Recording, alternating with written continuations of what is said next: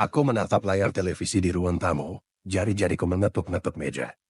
Wajah pembawa berita menampilkan ekspresi serius, seolah mengajak pemirsa berpikir lebih dalam tentang informasi yang baru saja disampaikan. Pemerintah mengusulkan program makan bergizi gratis untuk kelompok rentan, dengan estimasi anggaran mencapai 450 triliun rupiah per tahun jika dijalankan sepenuhnya. 450 triliun rupiah. Angka yang begitu besar, membuatku merenung. Aku menghela napas dan meraih laptop di meja. Aku ingin tahu, seberapa besar sebenarnya nilai sebesar itu. Aku mulai mencari informasi lebih lanjut. 450 triliun rupiah itu setara dengan membangun hampir satu ibu kota negara per tahun.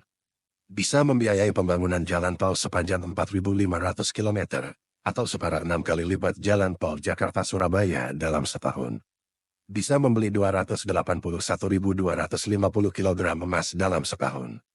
Dan bisa membeli 18,5 juta iPhone 16 Pro Max per tahun. Namun, ini bukan tentang emas, iPhone, atau teknologi canggih. Ini tentang gizi anak-anak, ibu hamil, dan ibu menyusui. Tentang masa depan generasi penerus bangsa. Tentang pemanfaatan hasil kerja keras seluruh rakyat Indonesia demi kesejahteraan bersama. Aku bersandar dan berpikir lebih dalam lagi. Tentu saja, dana sebesar ini harus dikelola dengan baik, tepat sasaran, dan transparan. Sebagai warga negara, wajar jika aku bertanya, apakah pemerintah sudah memiliki mekanisme distribusi yang paling efektif dan efisien untuk mengelola anggaran sebesar ini? Adakah sistem yang memastikan penyaluran bantuan benar-benar sampai kepada mereka yang berhak, tanpa celah penyalahgunaan? Di era digital seperti sekarang, banyak negara telah mulai menggunakan teknologi untuk mempercepat dan mengefektifkan distribusi bantuan sosial. Aku pun membayangkan, mungkinkah pendekatan serupa diterapkan di Indonesia? Misalnya dengan pemanfaatan e-voucher, QR Code, e-wallet, atau platform pembayaran digital yang bisa digunakan di warung makan lokal, kantin sekolah, atau UMKM kuliner.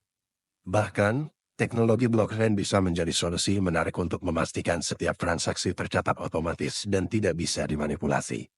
Keuntungan pendekatan digital seperti ini mengurangi risiko penyelewengan karena transaksi tercatat secara real-time, mempercepat distribusi bantuan tanpa prosedur birokrasi yang berlarut-larut, memberdayakan pelaku usaha kecil seperti warung makan, catering rumah tangga, dan UMKM kuliner.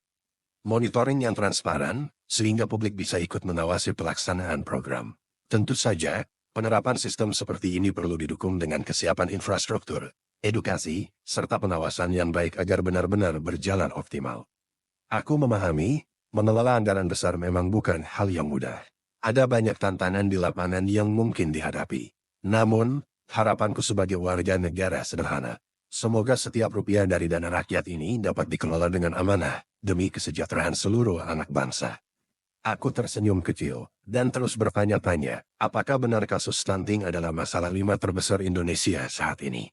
Bukankah data stunting balita 2023 Indonesia ada 21,3% dengan estimasi 6,49 juta? Bukankah pencegahan stunting pada 1000 hari pertama kehidupan lebih penting? Kenapa pemerintah tidak fokus terlebih dahulu kepada ibu hamil menyusui dan anak usia 0-2 tahun dan bisa alihkan anggaran lain untuk pendidikan dan infrastruktur yang juga sama penting untuk masa depan negara ini?